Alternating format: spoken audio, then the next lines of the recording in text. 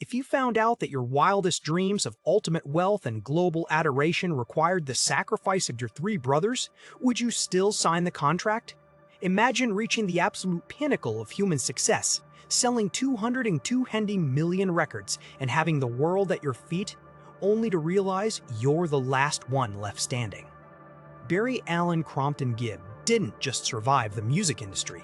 He's the sole survivor of a family tragedy so dark it proves that the brightest spotlights often cast the most terrifying shadows. Underneath the sparkling disco balls, the iconic white suits, and the multi-platinum plaques lies a psychological horror story of sibling rivalry, devastating addiction, and a level of grief so profound it would break the strongest of minds. In 1978, the Bee Gees were a global religion, dominating the charts with hits like Stayin Alive. But while the world danced, a quiet rot was eating away at their bond. Behind the scenes, Barry was the perfectionist whose shadow loomed large. During the recording of Spirits Having Flown, Barry took absolute control, demanding his brothers hit impossibly high falsettos for hours. This intense pressure trickled down to their youngest brother, Andy. Andy was beautiful and talented, but he was pushed into a solo career to avoid disrupting the core trio. He was thrust into the blinding light of fame at just 19 years old, completely unprepared for the wolves waiting in the wings. But what if their signature vocal harmony was actually a mask hiding a deep physiological rot that was slowly killing them one by one? Ask yourself, is any amount of musical immortality worth the slow, agonizing destruction of your own flesh and blood? Write your thoughts in the comments right now, because what happened next is where the dream permanently transformed into an inescapable nightmare. Andy couldn't handle the pressure. To cope with the overwhelming isolation of solo stardom, he turned to cocaine. His addiction spiraled, costing him his relationship with actress Victoria Principal and his professional credibility. He was fired from Solid Gold and dropped from his Broadway run due to erratic behavior. By 1987, Andy was bankrupt, declaring debts of over $1 million. Barry tried to intervene, paying for rehab, but the dynamic was fractured. In early 1988, Andy was in England, trying to record a comeback album while fighting a heart condition caused by abuse. On March 5th, Barry called him. It wasn't a warm chat, it was a heated argument. Barry, prostrated by Andy's relapses, demanded he get his life together. It was their final conversation. 5 days later, on March 10th, Andy collapsed and died of myocarditis at just 30 years old. Imagine carrying the weight of knowing that your final words to your little brother were spoken in anger, right before his heart literally gave out. The sudden, brutal loss shattered the family's illusion of invincibility, but instead of pulling Barry away from the industry, it locked him into a grim pattern of survival. The grief was paralyzing, yet the gears of the music machine kept grinding, forcing Barry to realize that once you enter this level of fame, there is no exit ramp. You either keep singing or you drown in the silence. For the next 15 years, the remaining three brothers carried on, but the dynamic had permanently shifted.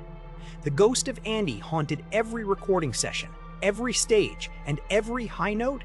Maurice, the peacekeeper of the group, became the glue holding Bear and Robin together. Maurice was the middle brother, the one who played keyboard and bass, stepping in when the intense artistic egos of Barry and Robin clashed. Robin possessed an ethereal vibrato that rivaled Barry's lead vocals, leading to decades of silent competition and periods where they didn't speak for months. But Maurice kept the peace, until January 2003. If you lost one brother to the machine, would you walk away to save the others? Or would the addiction to the stage force you to keep going? Tell me in the comments, would you have walked away from the microphones forever to protect your remaining family? Without warning, the glue dissolved. Maurice was rushed to Mount Sinai Medical Center in Miami Beach with severe abdominal pain. He suffered cardiac arrest during surgery for an intestinal blockage and died on January 12, 2003. Barry and Robin were completely devastated. The shock of Maurice's death was sudden, tearing the musical heart out of the Bee Gees. The three-part harmony that had defined their lives was gone. Barry admitted he felt completely lost, unable to comprehend how the brother who kept them together could vanish in an instant, leaving him and Robin alone. Yet, the tragedy wasn't finished. Robin, deeply traumatized by the loss of his twin brother Maurice, threw himself into work, touring tirelessly across Germany, Russia, and the Middle East, refusing to slow down. But the stress of performing and the unresolved grief began to manifest physically. In 2010, Robin was diagnosed with colorectal cancer, the very same region of the body that had claimed his twin brother Maurice. It was a terrifying, almost supernatural coincidence. Robin fought the disease with everything he had, but his body was failing. He became skeletal, yet he insisted on writing and recording. What if the very gift that made them famous, their unique, blood-linked vocal frequency, was a psychological anchor pulling them to their graves? Think about the sheer statistical improbability of losing 3 brothers, all of them highly creative, all of them consumed by the same relentless spotlight. Is it possible that ultra fame operates like a real-life curse, demanding a toll that must be paid in full? In 2012, Robin fell into a coma. As Robin lay dying in a London hospital, Barry sat beside him. Their relationship had always been complex, filled with artistic jealousy. But in those final moments, that evaporated.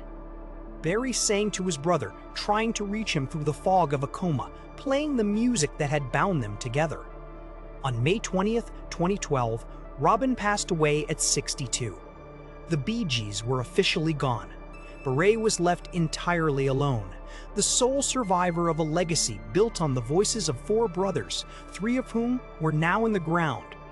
Barry's subsequent years have been defined by a heavy, quiet solitude. He has openly spoken about the paralyzing survivor's guilt that haunts his daily life. He looks back at their incredible achievements, the Grammy Awards, the Hall of Fame inductions, the millions of fans screaming their names, and he sees only the faces of his departed brothers. In interviews, his voice cracks when he admits that he would trade every single record sold, every dollar earned, and every ounce of global fame just to have his brothers back in a room together, even if they were just talking about nothing. He is haunted by the realization that they were so busy chasing the next hit, the next tour, and the next peak of fame, that they forgot to simply be brothers. But there is one final, terrifying truth that Barry only recently admitted, a secret that completely reframes their entire legacy. What if the tragedy wasn't just a series of bad luck, but the inevitable consequence of a family dynamic where love was only conditional on success? Ask yourself, if your family's bond was tied entirely to a high-stakes business, could you survive the fallout when that business inevitably crumbles? This is the true terror of Barry Gibb's fame. It is the realization that the heights of human achievement can lead to the deepest depths of human isolation. He didn't just lose his bandmates, he lost his family, his childhood, and the only people on Earth who truly understood what it felt like to be inside the eye of the hurricane. Today, Barry occasionally performs, standing alone on stage under a single spotlight. He sings the songs they wrote together, his voice echoing in giant arenas, a solitary figure representing an era that is past. When he looks to his left and right, there are no brothers harmonizing with him, only memories and the haunting echoes of the past. It is a stark, visual reminder that the climb to the top is crowded, but the summit is the loneliest place on Earth. If this deep dive into the dark side of music history made you see the price of fame in a new light, hit the subscribe button to join us for more deep psychological investigations into the world's most iconic figures. Before you go, ask yourself this final, haunting question. If you knew the exact price Barry Gibb would have to pay, would you still want to be famous? Share your thoughts in the comments below and click on the video on your screen to uncover another hidden truth the industry tried to keep buried.